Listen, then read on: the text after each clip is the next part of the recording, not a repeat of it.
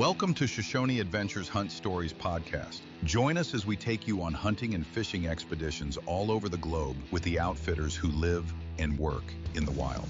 This episode is brought to you by Cordia Hunting and Outdoor Apparel. To save 20% site-wide, use promo code Shoshone20. Hey, this is Peyton from Shoshone Adventure Consulting. Welcome again to our 16th episode. It's hard to believe we filmed 16 of these so far. They're all up on YouTube. Shoshone Hunt Stories. Hey, listen, this is where we take a deep dive into our hunts, our outfitters. We have awesome conversations with people all over the world. And today we are joined by none other than the owners of Shoshone who've become my good friends, Jay Roberts and Johnathan Roberts. Welcome, guys. Thanks for joining us today. Yeah, well, thanks for having us, Peyton. Thank you, Peyton. Absolutely. So it's so good to have you guys here. And it just reminds me of the first time I ever met you on a Zoom Indeed meeting during a job interview. And this will hopefully go just as smooth as that does. I think that worked out pretty well for everybody. Absolutely.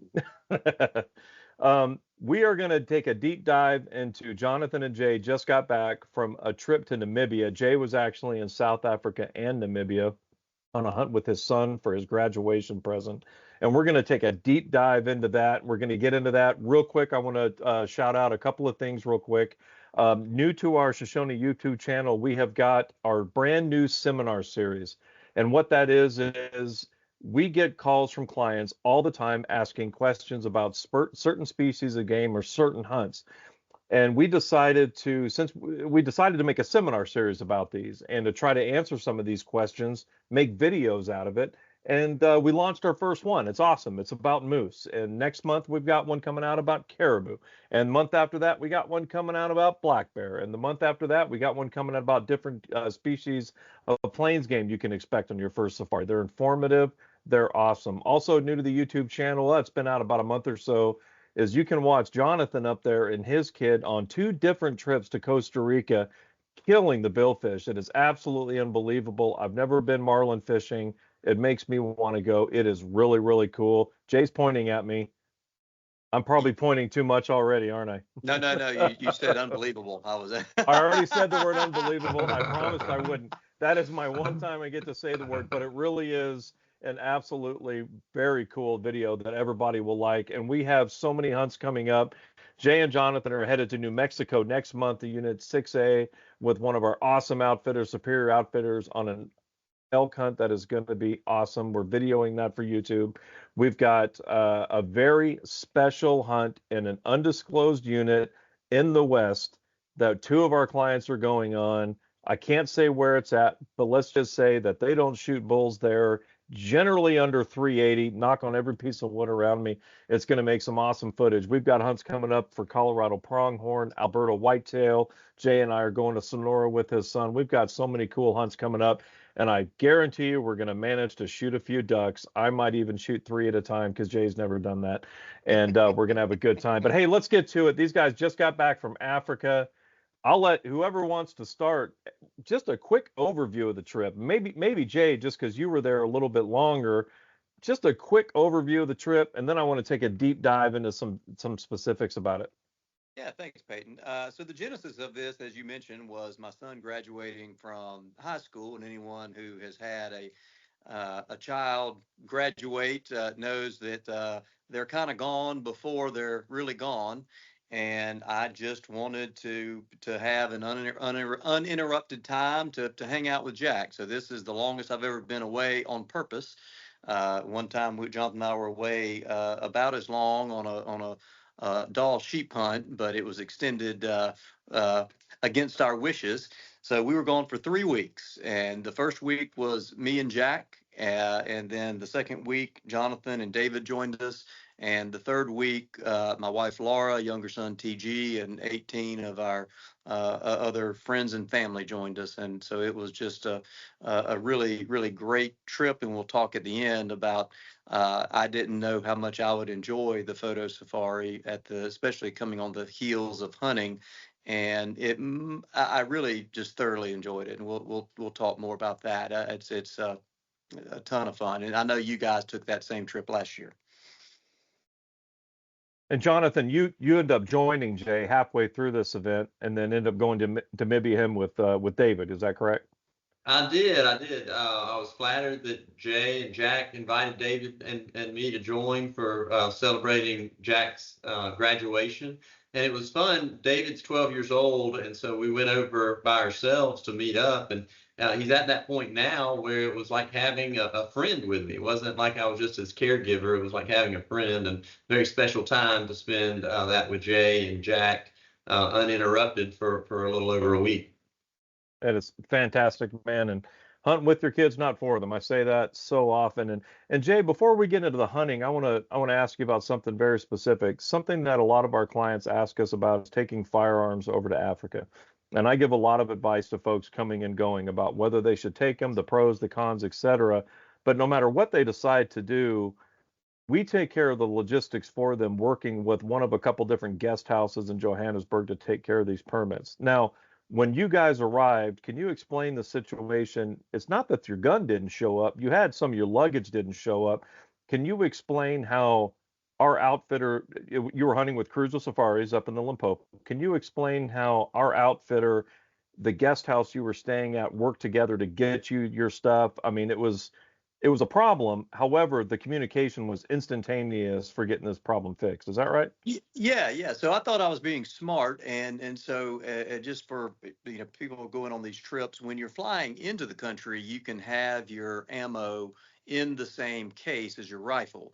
When you're transferring between countries or flying within South Africa, you have to have your ammo in a separate locked case. So me not being the smartest guy in the world, apparently, I put my ammo in the lock case already in an extra bag I had with some boots. So I had in the extra bag, I had my boots, I had my ammo, and I had mine and Jack's bow releases, not Oh no. and broadheads. So not a real good plan. Of course, the one bag that didn't get there was the bag with the bullets, the boots, and the releases. So all of our equipment was useless. Um, Cruiser was great. Cruiser is about 4 hours from Johannesburg. The other guest house was great. They, helped me coordinate it with Delta. Delta brought it to me. It took a couple days. It would have been there the next day, but the Delta flight was actually canceled that night. And the biggest thing that Peter did, I shoot a 300 Winchester short mag. Peter had also had a 375 H&H with me. Peter had extra ammo for the 375, so no problem. So we went straight to hunting with our rifle for the buffalo. And Peter went to town and found a place that had 300 short mag ammo. So that worked Wow. out good. I did learn that you don't want to hunt in tennis shoes, especially. I fancy myself as being pretty good woodsman and pretty quiet, and you can tell normally when y'all know when you're walking behind somebody, you normally don't hear yourself, you hear the person in front of you, right? When you're walking, and these I was wearing Hoka tennis shoes, and something about the soles of those, they are the noisiest shoes I've ever had in my life. Jack was like, "What is wrong with you? Why are you making so much noise?" Like, I don't know. I don't know why I'm making so much noise. So anyway, my boots arrived. We had a great time. Jack had already shot his buffalo by the time that got there. We were able to do our bow hunting, but I didn't even mention. I said we went for 3 weeks, but we spent only 3.5 days hunting in Limpopo. Cruiser. Jack wanted to shoot a buffalo, and we worked so much for Cruiser. We had another plan kind of fall through. We were going to go to the Caprivi, but the time transferring between camps in Namibia, it was going to take it's 14 hours each way. And so when I found that out, I said, Peyton, can you help me find a good buffalo? We're trying to shoot a over 40 incher, and Peyton called Cruiser, and they were great. Jack did end up getting a 42-inch buffalo, just a once in a lifetime buffalo, and we got to meet Peter and Lizelle, check out the operation, and do a whole lot more hunting in only 3.5 days. Jack wound up shooting a couple animals with his bow. I shot a couple with a bow, and just a great experience. It's amazing in Africa. It's better to have more time because you're not as rushed and you're not going from daylight to dark. but it's amazing what you can do in a short period at the right place. It is. And Jonathan, I want to skip to Namibia in a second, but I still haven't heard. This will be the first time. I'd love to hear about Jack shooting his buffalo, what that was like for you to be there with him. I mean, I've been a cruiser for 20 something years off and on, seen the buffalo. I've never shot one there. What was that like for you guys, father and son, the buffalo, in your tennis shoes, making as much noise as you could? Yeah. Well, I was also trying to be the amateur cameraman, which I think I will have that license revoked because I missed the shot.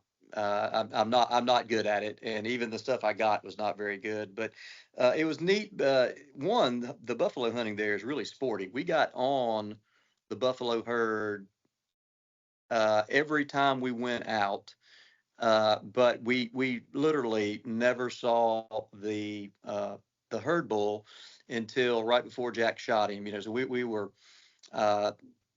we'd gotten on him that afternoon. This was the second afternoon. We'd gotten on the herd, stalked in close, and buffalo all out in front of us, and it's really unnerving. When the buffalo are on the ground, and you're just hoping if they run, they're going to go the other way. We'd all identified which tree we're climbing or getting behind if they come our way. They eventually winded us, took off.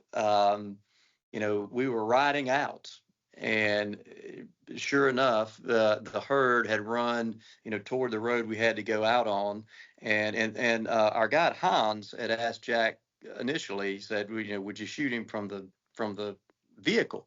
And he's like, no, I'm not going to do that. But it was so hard to find him when we finally saw him there at about 100 yards, literally right at last light. Jack's like, oh yeah, I'll shoot him. And plus, when you saw him, you're like, yeah, no question. So he shot him, made a great shot. We didn't go in immediately after him because it was dark. And I was really glad we didn't, and they weren't trying to, because that's, what a nightmare scenario. But no, it was great to be with Jack, and he was so excited. We've got some good clips of him on the recovery and right after the shot. And Jack was with me when I shot my first buffalo. So to have that, turnabout and to be with him, it was great. And, you guys know, your fathers, you'd rather have your kids have the success than you. It's so much more meaningful and more fun. And I really, really like shooting stuff, but it's still more fun when your kids do it. Ready to chase your next big adventure? Shoshone Adventure Consulting is your trusted partner in global hunting and fishing travel. With over 40 years of experience, they connect you to world-class outfitters and unforgettable expeditions without the stress, hidden fees, or guesswork. From Alaskan moose to African safaris, they'll get you there right. Book your next adventure at ShoshoneAdventures.com, where legends begin.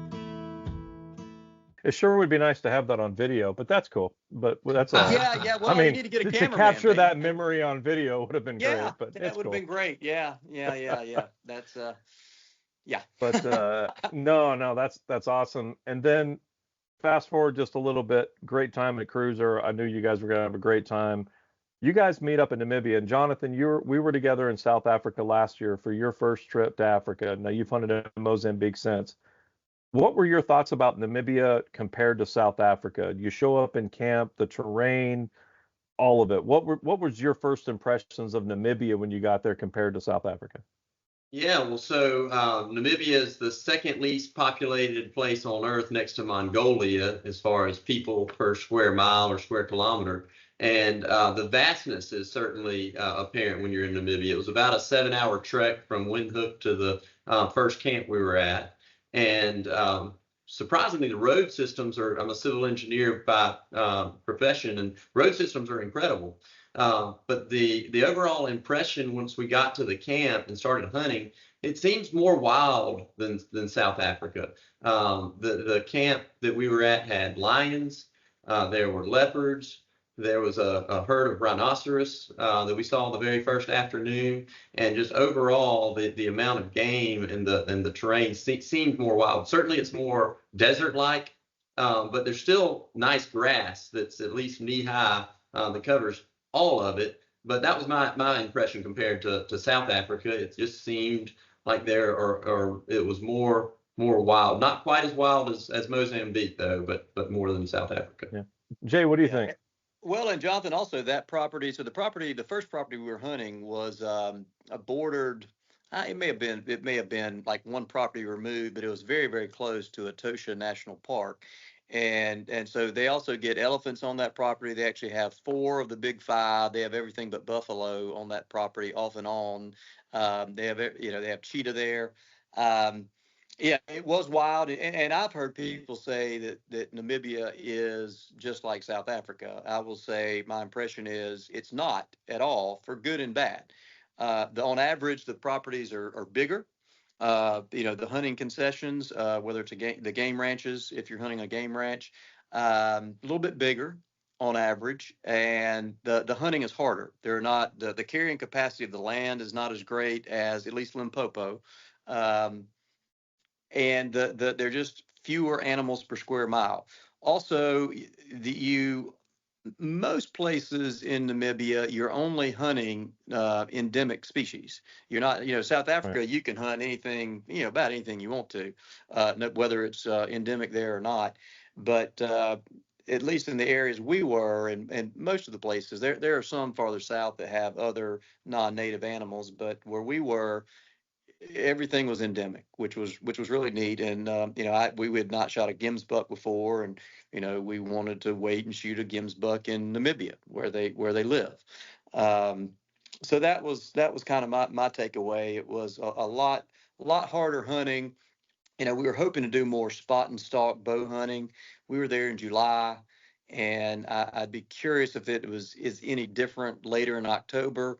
But we were comparing it to the bow hunting that we did in Mozambique, which was in October, and there was simply just no comparison as the bow hunting. I mean, that just spot and stalk bow hunting was not great in Namibia, at least the places we were and the time we were there. You really had to hunt out of blinds to be successful.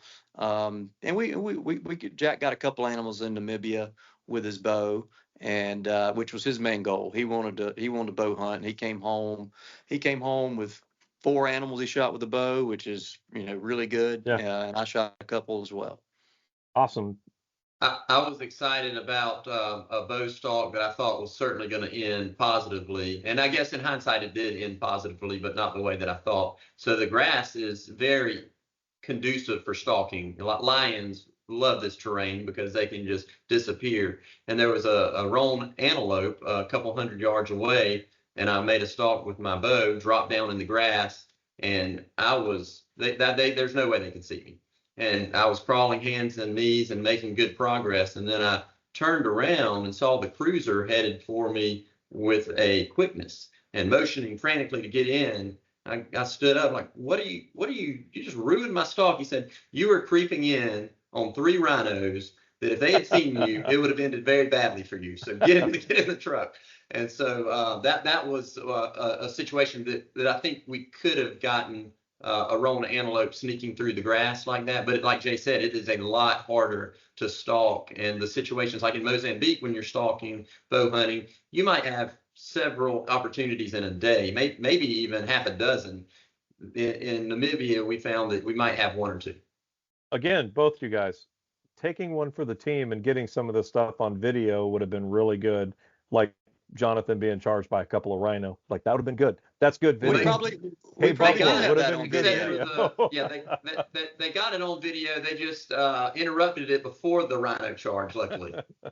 Yeah, well, and I'll give you we that. do have Okay. that on, and Jack was at a water hole, and a rhino came in, which so we got that That's on cool, video. yeah. That's and they were the guide was really nervous about that, and the wind didn't switch, and so they were fine. But that's kind of the wildness of it too. And then Jack and I had a similar experience. They didn't put the lions there. The lions just came in because Etosha, of course, has so many lions, and they found they just go over the fence. Jack and I were out hyena hunting, and it was right before dark, and we're calling for the hyenas, and unfortunately the lions heard the calling before the hyenas, and the lions started roaring within a couple hundred yards, and the outfitter, the PH said, "Okay, guys, that's going to be a wrap. It's getting dark, and we're sitting on the back of the truck, and that it's it's a wild environment. Time to go. You are the prey, and so that was Yeah. he was pretty nervous. That's pretty awesome. Jonathan, what was David's favorite thing that he did? Like, what was the favorite animal that he was able to hunt? What was his kind of standout? It was one day, midday, we were at a water hole, and I was hoping to have something come in to get a bow shot. And we saw some kudu up on the hillside. And the area we were in, it was had this rocky hillside. The area was generally flat, but in this particular place, it looked a lot like southern Nevada or southern Utah, but it had some hills about 200 yards away, and this nice kudu bull was there. And we were hopeful that he might come down to the water for a bow shot, but he became too tempting. So we crept in, and David got a good shot on him. It was pretty far away, but that was his highlight. He was so thrilled. It was about a 55-inch kudu bull, beautiful bull, and just the whole sight of that on the side of that scenic mountain, something we won't forget. I cannot wait to see the video. I haven't seen any of this footage yet, y'all. I mean, I've Instagram posts that I've been putting together with Pete, but I haven't seen any of the footage. I can't wait to see it. That's awesome. What about Jack, Jay? What do you think Jack's highlight was? Well, definitely the buffalo, and then just the animals with the bow. He was able to get a black impala with the bow and an inyala in South Africa. And then in Namibia, he got a sable and a warthog. So, the bow hunting was really important to him. But I do want to back up a couple things. One, talking about, cruiser in particular, how good they were. It's sort of good fortune, bad fortune. So after Jack had shot the inyala, we were going back to camp, and he was going to he had to set up a couple longer pins because we have Garmin sights, and we learned that you don't want to put your Garmin sight in your check bags because it causes it to reset to factory settings. Anyway, so little tip for everyone: don't put your Garmin sight in your check bag. Not a good plan. I carried mine in my carry-on the plane. Mine was fine. So we go back to camp at lunch. Jack's going to take a practice shot, and his bow explodes. Fortunately, he wasn't injured. And there's not a lot of bow shops. This is a Saturday. We're leaving on Sunday, but the guys at Cruiser were able to find a bow shop in Pretoria. There was not much out of the way. They were nice enough to come in on a Sunday to get his bow, fixed. So that's the good news, is that we were able to get it fixed. Had that happened in Namibia, it was over. There would have been no bow running. So that was, that's another example of them kind of going above and beyond to make sure you have a good experience. And we were leaving. They didn't have to do that. Yeah. And then the other thing that I was going to mention that I forgot to hit on earlier was comparing. We're talking about the rifles. I taking rifles is such an easy process to go. South Africa, the guest houses take care of the paperwork. They're there meeting you. They take care of any issues. So that I like taking my own rifle. Especially you can take, both of mine had suppressors on it, which was really nice. And Namibia, Windhoek is a much smaller airport than Johannesburg, really easy to navigate, and they are very relaxed on the gun rules there. I don't know if I should tell this or not, but you don't get your gun permit beforehand in Namibia like you do in South Africa. You just send in the paperwork, and then you show it to them when you get there. Well, on my form, I had left out a number on one of the guns. In South Africa, that's a big deal. You might not get your gun till you leave. In Namibia, the lady just said, "Oh, well, just write the number in there. No problem. Nice. Go on about your way." So Namibia is really easy to deal with guns. Yeah. We could make a whole podcast on Jay's tips for traveling this year. Yeah. Ammo, check. Sight, check. Yes. Serial number on your rifle. Don't screw it up. You learn things. That's part of what these are about, That's awesome. Any differences between the South Africa cuisine between there and Namibia? I mean, I know both lodges are great, but is the food kind of the same? Just any real differences there? The drinks, the food for folks that haven't been to both places. It No, was we ate mostly similar. wild game. Yeah, I Yeah, would say it's very similar. awesome. Yeah. Yeah. Any closing? I kind of want to move ahead here a little bit to the photo safari part, but any another? Oh, Jonathan, I do have something to ask you. We posted a video on Instagram yesterday that Pete put together, which is great, and it's a bow shot of you shooting, I believe, a wildebeest, and then the dogs had to track it. After you shot it, in the next video, I don't know what you're doing, but it looks like you're riding a horse as you're. Do you have the dogs on Oh, a I've, leash? I've got Or what? the What? no, I've just got the GoPro in my hand as we're racing behind the dog. That was That's certainly an what it is. exciting Okay. part of the trip. And another good lesson. So the wildebeest was staring dead on, and I wasn't going to make that shot. It was about 38 yards, and then he moved and was 45 yards, barely quartering. So I put it close on his shoulder, and it looked like he was, dead to rights, hit right where I was aiming. And then when we were tracking him, he went a long way, and apparently when it hit that bone, it deflected back. But that was quite exciting when we got the dog, started tracking him, and the pursuit. So yeah, in that particular clip, I'm just holding the GoPro as we're racing after the dog to get the last shot on the wildebeest.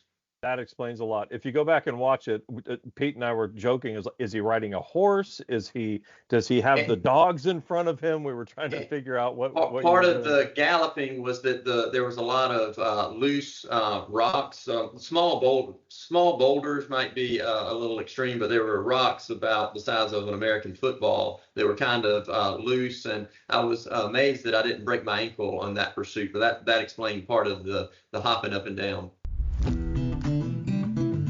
Whether you're deep in the backcountry or posted up in a duck blind, the gear you wear can make or break the hunt. That's why we trust Cordia hunting apparel.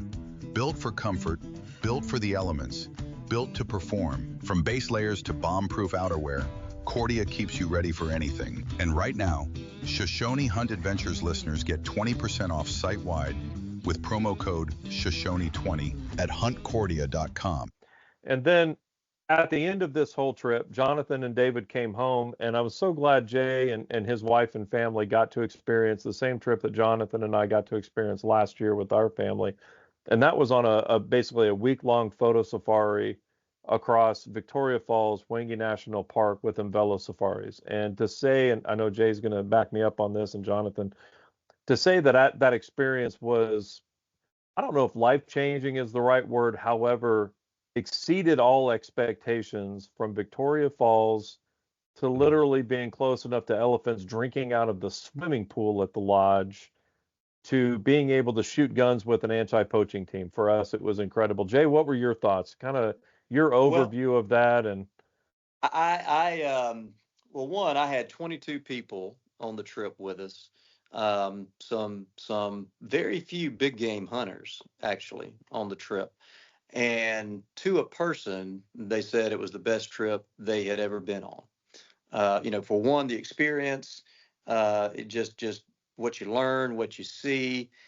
And then, we had handpicked our crew, and I wish you guys could go with us, but y'all had just went, and you're the reason why we did go. But it definitely exceeded all expectations.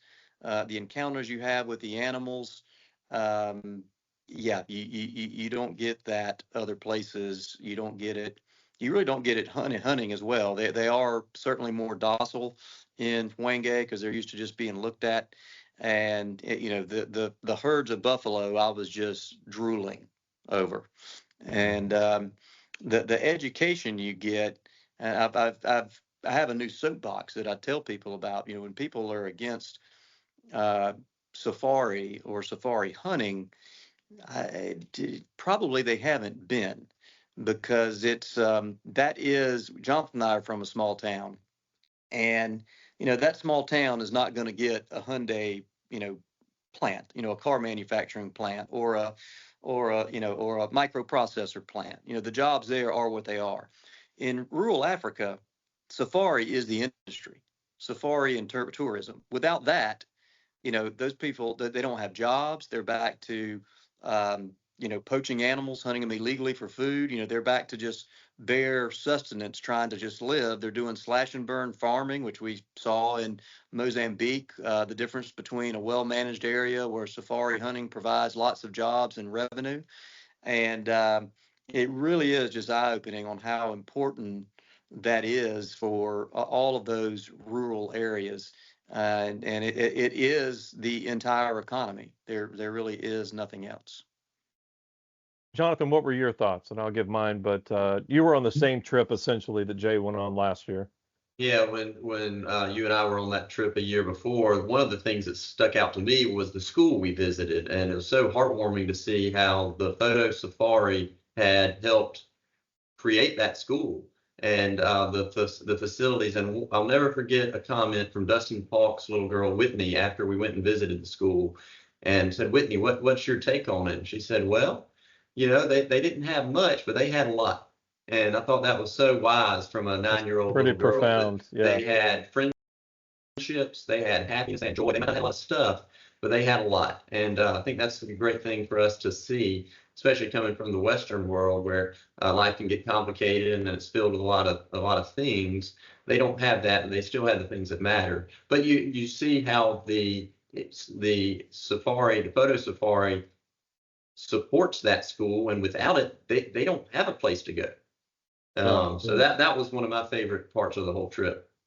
Yeah, and you don't realize how far out in the middle of nowhere those places are until you have to leave, and how far you have to go to leave. And we were so taken back by these kids when Jonathan and I were there that Shoshone immediately started sponsoring a couple kids to go to school every year, paying for their books, their clothing. And y'all, it's really pennies is what it is. I mean, it costs almost nothing to sponsor these kids to go to school there, to provide everything for them. But just a little overview for the trip we're talking about. These trips are with Velo Safaris, and they have really 3 different lodges inside Hwange National Park. And it's so easy to combine walking or helicopter tours of Victoria Falls. Then we went to Namibia Lodge, which is a couple hours deep inside Hwange Park. From the minute you showed up, I don't know about Jay, but from the minute Jonathan and our family showed up, we were covered up in elephants, literally standing at the deck of the lodge where we were eating dinner at night. And then you spend a couple days at that lodge, and then you take this kind of cool train that they have to a whole nother lodge within the park, which is a couple hours deeper into the park. You're in the middle of nowhere, but yet you have these awesome amenities of these beautiful lodges and staff, and you're just covered up with animals. It got to the point we saw so many so many elephants, because they're so overpopulated. We were just driving by them, right? We wouldn't even stop to take pictures after a while. It's like, oh, there's another 10 elephants. We wouldn't even think about it. Yeah, and I want to come back to the elephant thing in a second, because that's also an important issue, and it's what you learn when you're over there. But yeah, we saw the big 5 plus cheetah in 7 days. I've never seen a leopard. We found a leopard hill and went back right at dark, and I'd never seen a leopard, and it's making me really look forward to all of our trip to Tanzania in 2 years, when I hopefully will get my leopard. and certainly hunting safaris, and people that are going just for hunting should consider adding the photo safari, because comparing the two, I will say the hunting safari is a little more exciting. You've got that, you're on the stalk, you're out, after those animals. But the photo safari actually creates more memories. And thinking back on the 2 trips that we went on, one was a hunting safari, one was a photo safari, there's more vivid memories of the photo safari. And certainly that was more appealing to the full range of the family members that went on the photo safari. It was just, I thought it was a little less, I don't know if stressful is the right word. It's just you're on your own schedule. I mean, there's drinks, there's great food, there's the camaraderie. You don't have to be quiet like you're hunting, and it's just a great opportunity to spend time with family and be extremely close to some really, really cool animals. The elephant situation, I know Jay wants to talk about. We can definitely hit on that next, because you will see elephants on these photo safaris. You will see a lot of them, right, Jay? Yeah, you see all the elephants that you want. They are everywhere. But this is part that people just don't really know or don't appreciate, is that elephants are endangered, the African elephant, but there's this sort of little known issue that through Botswana, um, and primarily Hwange, um, in Zimbabwe, there are actually too many elephants. Hwange, for instance, the carrying capacity is about 18,000. They've got 46,000. And when you are up, especially at the northern part, which I think was Namibia, it's more thick Mupani, and you get down south and it's more vast plains, savanna. But for miles and miles and miles, all the Mupani trees are snapped off at head level.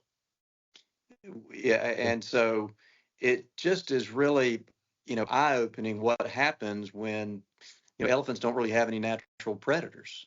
And, what has happened with that population, it's it just kind of shows, because there's hunting around Hwange National Park for elephant. Now maybe they don't issue enough tags or permits, and there's certainly tons of elephant hunting in Botswana. But both of those countries, the elephant population is just way too high, and elephants are hard because they're not easy to relocate.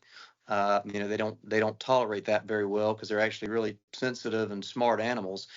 And I don't know. It was just kind of eye-opening to me that certainly the problem with the animal population, it's not hunting.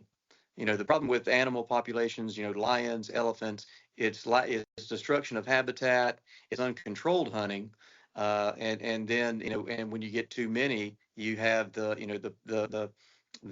encounters between the wildlife and people when they're trying to grow crops and stuff, and that's just but according to our guides, and I know your guides told you the same, is that Hwange is really at a tipping point where there's going to be a really something bad happen there, and it may not recover. Once the elephants once the bushes are gone, the habitat is destroyed. The elephants are going to die off, and so I hope something will be done about it, because it's a real big problem, and it's I would just be, if they were to go in and do some controlled hunts within Hwange or increase the number to thin out the herd. I mean, think of what that would do for those communities in terms of food, in terms of money, and it's just something that needs to be done. And to me, that is the takeaway that really eye-opening. It just shows the effect, cause and effect. There are boreholes that provide water year-round for the phototourism, and that keeps the elephants there, destroying the trees and the habitat year-round, when naturally they would be migrating. They would be following the water sources, but now it's put there, and so that's the effect. There's too many elephants that are destroying all the trees. Yeah.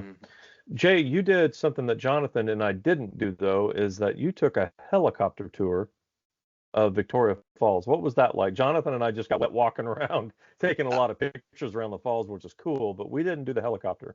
Yeah, and I didn't appreciate the scope of Victoria Falls before I got there. It is you got to do the helicopter tour. I'm sorry you guys didn't do it, because that's the only real way to get a real feel for the scope of it and the geography. When we're flying in, most people think of a cliff, and then you have a waterfall down to the lower area. And of course, as y'all know, Victoria Falls is just completely flat, and it just falls into this huge couple mile wide crevice that's developed.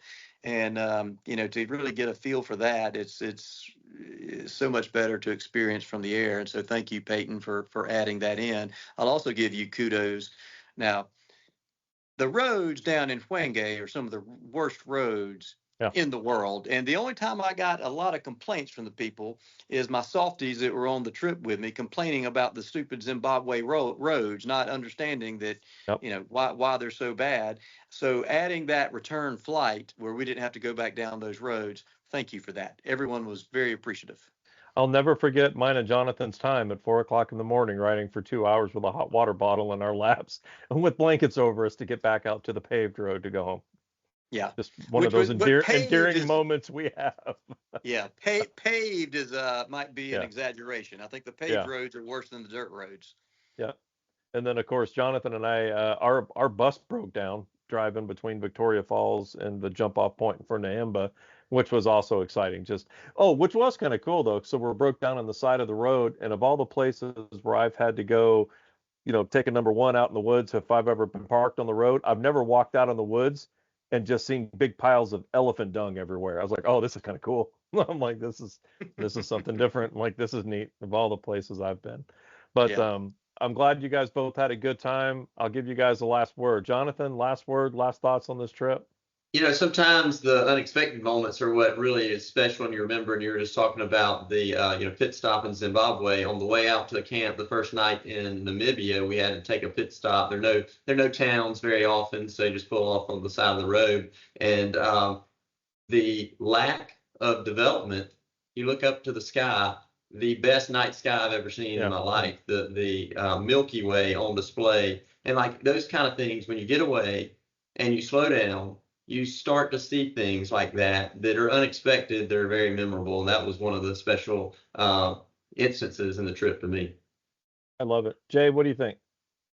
Well, one, I think, of course, I go for different reasons. Of course, when I went, I wanted to, whenever I go, I try to go visit two outfitters so that, that we have that experience. And, we were actually vetting a new outfitter in Namibia.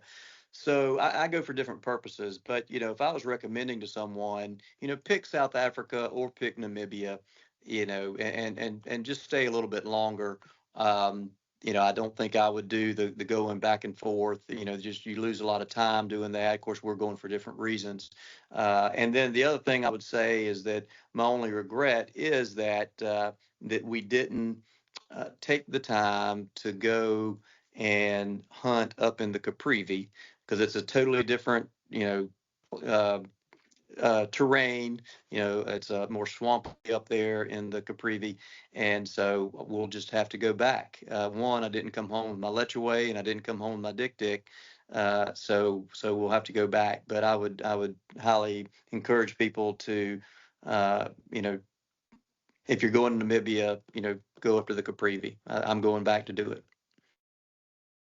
I know you really wanted that Letchway, but we always need an excuse to go back, and that's just another one. But yeah, and if anybody is interested in chatting with us about one of these trips, hey, give us a call. Go to our website. We only represent and book hunts for really only a handful of outfitters in Southern Africa. These are outfitters that we trust, we've hunted with, just like these guys just did, because we want to provide that excellent quality experience, always to exceed our customer expectations. So give us a call. Trust me, if you call during the day, that Talking Africa is my break for the day and the one thing I love to do, and I appreciate it. Jay and Jonathan, I know you guys got busy day jobs. Thank you very much for taking a few minutes out of the day to chat about your trip. I know people are going to enjoy hearing about it, and look forward to the video for this. In a few months from now, when this is all edited, a couple of months, we'll have this up on YouTube. There's so much footage. I understand that there's going to be at least a couple episodes out of this. If you haven't checked out the Shoshone YouTube channel, check it out. It has got some of the best outdoor entertainment. Way better than most of the stuff on television. I promise. You will really enjoy it and get a feel for some of these outfitters and some of these adventures. Guys, I appreciate it. Thanks, Peyton. Thanks, Peyton. All right. We'll talk everybody next time on Shoshone Hunt Stories. Thanks, everybody. Ready to chase your next big adventure? Shoshone Adventure Consulting is your trusted partner in global hunting and fishing travel. With over 40 years of experience, they connect you to world-class outfitters and unforgettable expeditions without the stress, hidden fees, or guesswork. From Alaskan moose to African safaris, they'll get you there right. Book your next adventure at ShoshoneAdventures.com, where legends begin.